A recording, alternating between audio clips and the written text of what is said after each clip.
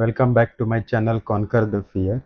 In this video, we are going to discuss about the most frequently asked Java Tech Lead interview questions. So if you are preparing for a Java Tech Lead interview or any Java interview along with the Spring Boot microservices, these are the important questions which are asked in the practical real world interview.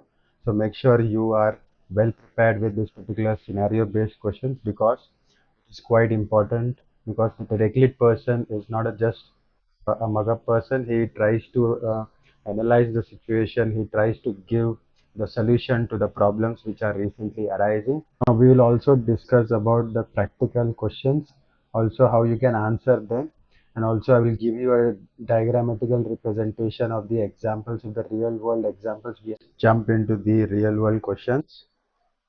Now the very first interview questions is scenario based questions. So the high traffic application performance, it is related to that. Now let's say the question interviewer asks you, you have a Spring Boot microservice application which you want to handle your user profiles. So and your application is experiencing a severe performance degradation.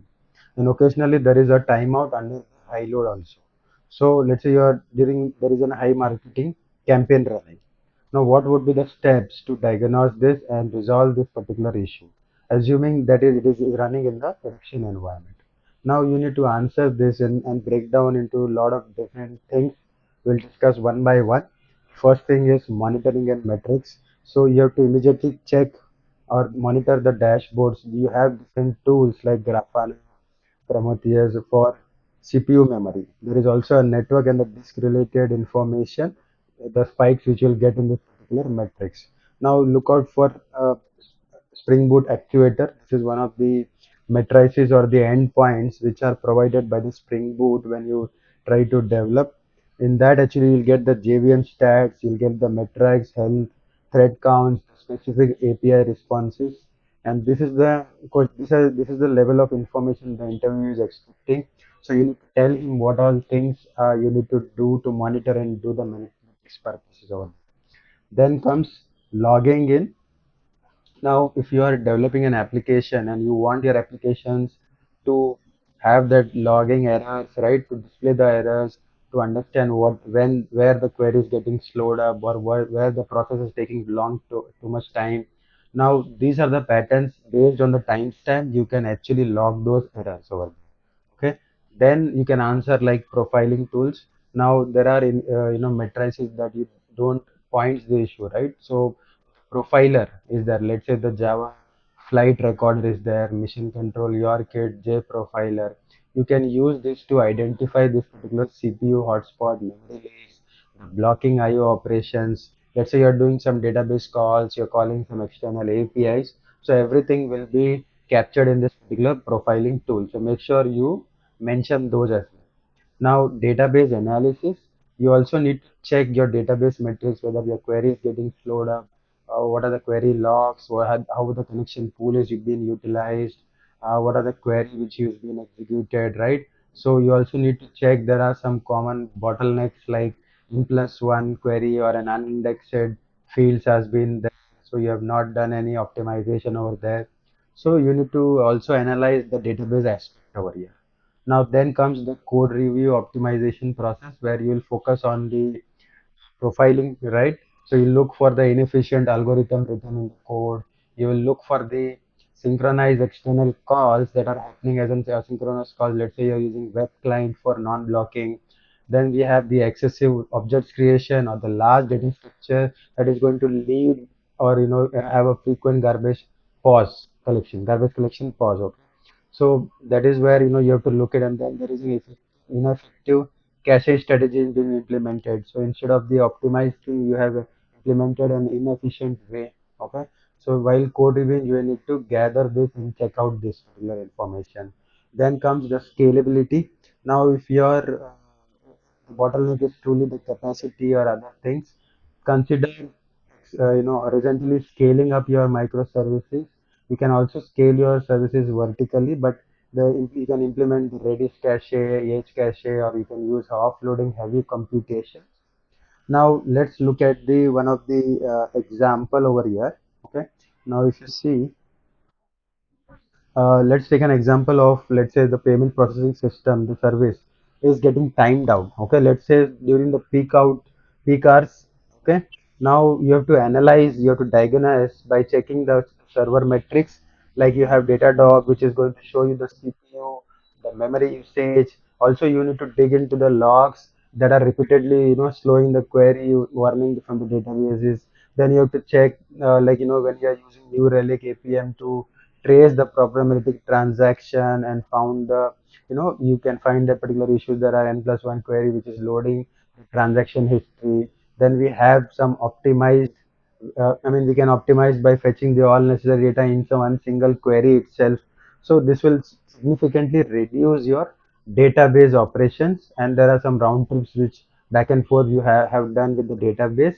This will not only reserve your timeouts, it will also allow you to handle and load the load at 5x. Okay, so make sure you have this particular implementation done. Let's look at the second scenario based question that is related to the data consistency in microservices. This is quite important topic. Now let's say the interview asks you, like, you are building an order fulfillment system that has got separate microservices. Let's say order is there, inventory is there, shipping. Now when your order is being placed, the inventory needs to be reserved, right? And then the shipping label will be generated. Now how you are going to ensure there would be a data consistency, atomicity across your services? Let's say if one of the service fails in middle of the process, how you would identify those things? So interview is expecting the real world scenario. What would you do in the, so his basic question is, if there are multi services, how you are going to maintain the database consistency and also the transaction management over here. Now let's break down this particular challenge. Okay, with the, now when you're having multi services, right? So you have a distributed transaction. It is going to be very, very complex. Now ideally earlier this, prior to this, we used to use the traditional 2PC as an option, but it is definitely avoided in microservice context because it has got very, very tight coupling, and also it has got a blocking nature capability. So that's the reason you should not use that particular thing. Now, solution to this is that you have to make use of this Saga design pattern. Now, this is one of the important design pattern. Also, you make sure that you have this thorough understanding of Saga design pattern, what exactly it is, when to use it, and what are the different types of Saga design patterns. Okay. Now, this approach is the preferred way. Now, this is going to be the sequence of local transaction where each transaction is going to update its own database. It is going to publish certain events. Now, the moment it fails, there is a compensating transaction which will be executed, and all the other changes were there will be undone by the preceding steps which was taken care earlier. Now, there are two types of Saga design patterns. The first thing is orchestration, and the second one is the choreography. Okay.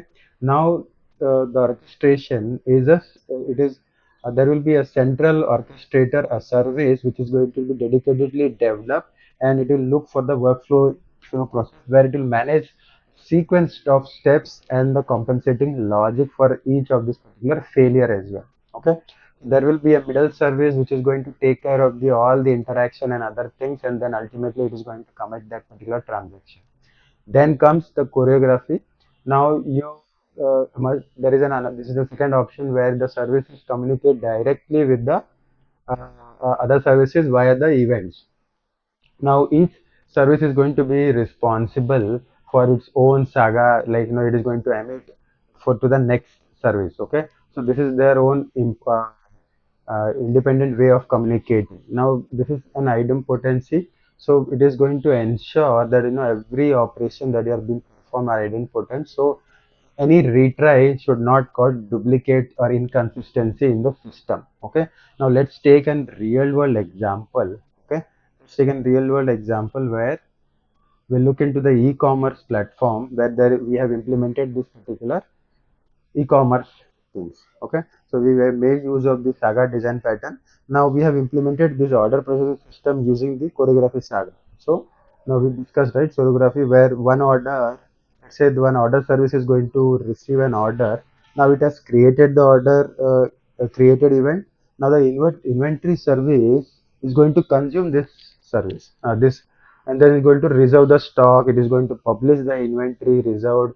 Now, in inventory service, if it is insufficient, it is again going to publish another inventory reservation failed event, in which the order service will consume to mark that particular order has failed, and potentially it will initiate a refund process. Now, if the process is successful, it will go to the next, that is shipping service, and it will consume the inventory based inventory reserved event, and it will generate a label. It is going to publish an another event, that is shipping label generated event. Now, in this way, if the shipping service is going to down, let's say, the inventory reservation isn't going to be stacked up, right? The order can be retrieved and marked as a manual intervention based on the events. So this is how we can have the implementation when it comes to the e-commerce. Let's look at the third example. It will be a securing your external API when you're trying to integrate.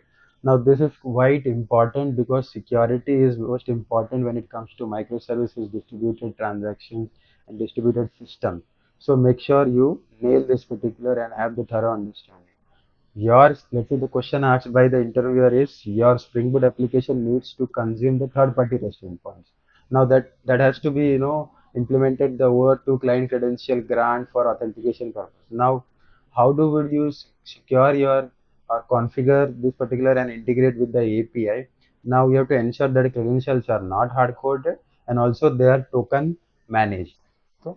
Now, if you have heard of this particular token-based authentication and authorization, this is quite important when it comes to JWT implementation. Let's break down this. The very first thing you have to mention, that is there is a configuration. So, if you make use of this particular the properties that are available in the application.properties YML. Now, for external configuration, what you have to do, you have to ideally leverage the Spring Cloud Config Server. It is going to make use of the Kubernetes, let's say, the production related environments. So in that case, the configuration will be taken care. Now we can discuss about the security aspect of over the client way. Now what you have to do, Spring Boot is going to provide you a excellent support. Now you have to configure the registration, the property, client ID, secret key, and the token, all this information, so that you can implement this particular security aspect on it. Please mention this in details so that interviewer knows that you have practically worked on it. Now, web client for an API calls. Now we can make use of the web client, which is going to be the reactive way of making external calls. It is going to integrate very, very well with the Spring security part. Whether it is client, whether it automatically handle the token acquisition and refreshing part. So this has got a very close interaction and integration over there. Then comes the token management. Now, when you're dealing with security with that to over client, it has to automatically manage the token refresh part. Now, behind the scenes, what happens? It is has to be taken care, like the token will be issued up, and then it has to manage that particular refresh thing. So you don't have to manually implement the logic for its own. This will be taken care by the Spring Boot itself. Now let's discuss the real world example. Okay, when it comes to the example, now let's take an example of the third party payment gateway, where we are going to implement the OAuth client credentials. Now, instead of hard coding that particular details, we need to store the details of client ID, the secret, in our Spring Cloud Config server. Now, in our Spring Boot services, we are going to configure the application.yml with the over to client registration details. Now, when we use this particular web client to make this particular API calls, we have to inject the reactive over to authorized client manager. Now, this setup is going to be automatically handled by fetching the access token, let's say from the payment gateway or an auth services. Now you have this particular API being attached to it. You can even refresh it when you want the it is expired. You can ensure that you have a seamless communication without your having the manual intervention of manual token management over here. Okay, let's look at the different way of handling the different environments. Now this is quite important when it comes to dealing with different environments, like you have production or any other different environments you're dealing with. Now, interviewer might ask you in a different scenario-based questions. He might give you some scenario based questions where you need to indirectly pointing to that particular same thing. That is how you handle the different environments. Now he might ask you, like, you have a Spring Boot application that needs to convert to different database. Okay, there are different logging levels defined. You have to enable certain features or disable based on features you have developed in the sprint, whether you are running in the development environment or whether you are running in the testing environment or in the production. Based on that, information should be passed on to that particular application. So no, it should not happen that the testing or the development related information is passed on to the production, because the credential, the information, the data, and everything would be different in the production. So you have to, how would you manage this particular environment specific configuration uh, to ensure the particular correct setup is being loaded at the runtime at the when you need this. Now you have to answer this particular. Uh, the Spring Boot has got a concept of Spring Boot profiles. Now this is one of the primary mechanism where you can actually have the particular configuration for your specific environment. Let's say you have application.property or a YML. You can create a profile related properties specific, that is either properties or YML, where let's say for dev environment you have the particular property, you have test environment, you have production, etc. Then comes you have the annotation profile. We can make use of this particular along with a combination of at the rate configuration, where this particular bean will be loaded and then based on certain condition defined in the profile. That is the environment. Now how to activate this? You have a key, that is the Spring profile active, where you have to define those properties in the property file. Or you can also activate it using the command line argument. You can use it using the environment variable, or we can handle it with the Maven as well. Now let's look at the real world example. What exactly are this, right? Now you have, as I mean, when you're having the production application, right, for your specific project, so you need to have different configuration, different for your dev environment, for your testing purpose, your feature environment, your production. So all this particular YML files or the property file has to be defined, and then you can, let's say your development profile is used using your in-memory database, right, while debugging. Yeah, or let's say your production is using Postgre for information logging and etc. to enable some metrics in the actuator. We can have the features toggled up based on the property defined in the particular. Let's say you define that you have to enable in the dev environment and the production test environment, but it has to be false in the production because it is not certainly ready now. Hence, it has to be disabled. But for the testing purpose, you need it to be deployed and tested. So hence you can enable that feature. So during the deployment, you can actually have the Kubernetes cluster where we'll pass these particular properties. Okay, that is the profile actives as a command line argument to the Java application. So it is ensuring that it will ensure that your correct configuration are loaded without you need to redeploy or make any code changes in the production application. Now let's discuss this question, that is asynchronous processing and the event-driven architecture. Now this is very important when it comes to microservices because we are dealing with distributed microservices. Okay. Now the question might be like your Spring Boot application is receiving a user request which is going to perform some computational intensive task. Let's say you are then generating some report, you are processing some large batch of images, etc. Task should not block that particular user request. It should, I mean, the design, it should be done in that way that it should handle the asynchronous, it should be scaled up, and also it should take the advantage of the event driven architecture. How would you do that? Okay. Now, in order to answer this particular thing, you have to break down or you have to tell them that we can make use of the non-blocking API over here. Now, REST endpoint is, it should be immediately returning an acknowledgement, let's say HTTP 202. Now, without waiting to the task to be complete. Okay, so we can make use of that. You can have asynchronous communication. Let's say we can make use of at the rate async. So this is an internal async task within which the same services requiring. So you need to have this enable async and then the thread pool executed to be enabled up. Then we can make use of the message queue. So it's one of the robust and the distributed asynchronous process which has got advantage of decouple. So your services will be decoupled. So we can make use of Kafka or Rabbit as an excellent choice over there. Now we can also follow the event-driven architecture where the flow would be like, we mentioned the flow like, when the user request comes in, then it lands on the report controller, let's say, and the report one controller is going to take the request, is going to validate it, and then it is going to publish certain events, let's say some report generation request, which is going to be on the Kafka topic. Then it is going to return your 202 that is accepted.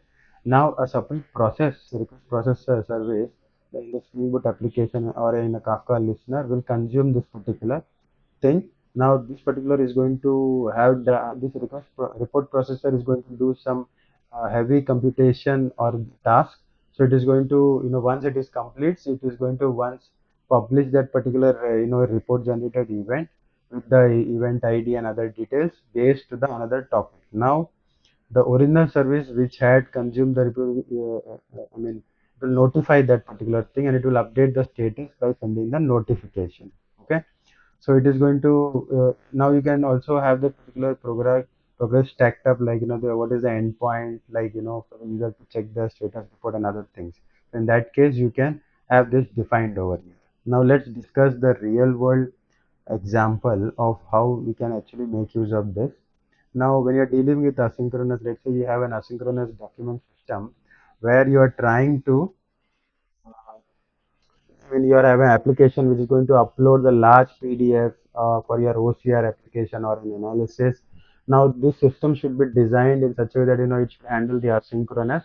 So you define the controller with the endpoints that will receive the PDF, and it will save temporarily in one of the locations.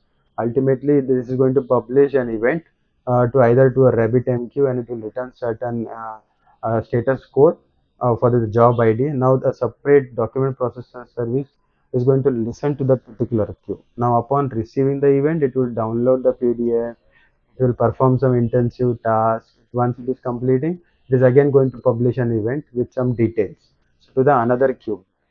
Now in the front end, it will going to pull that particular job status from the endpoint which is provided, and then it is going to check the status of the database, whether it has been updated by the listener. They will notify that the report is ready to download and do that. So that's way we can deal with this when it comes to the real world example. I hope I was able to explain you each and every question in a great details. Now these are the important practical scenario based questions which are definitely asked to the Java tech lead, because Java tech lead is not a junior level role, it's a quite senior level role, and the expectation of the interviewer is at the grade where they expect the technical lead to have the good amount of understanding the overall system, what are the problems, what are the solution, what are the different architecture design patterns you can implement, how you can guide the junior team members, right? So these are all the aspects they would look out, and based on those only they will ask the questions based on the scenario. They will give you some scenario, you have to answer them, what are the tools and the services are available, how would you take that approach and solve this, or what are the approach methods you will use to have the particular solution implemented. Okay, that's the overall video. I hope this video was very helpful to you. Also, don't forget to like, subscribe and hit the bell icon. Thank you for watching.